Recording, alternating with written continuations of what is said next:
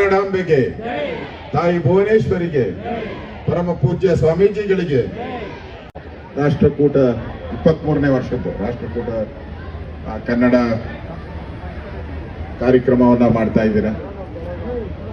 ನಾವೆಲ್ಲರೂ ಕನ್ನಡದ ಬಗ್ಗೆ ಸಮಯ ಕೊಟ್ಟರೆ 2 ಗಂಟೆ 4 ಗಂಟೆ ಮಾತಾಡ್ತಾರೆ, 10 ಗಂಟೆನೂ ಮಾತಾಡ್ತಾರೆ.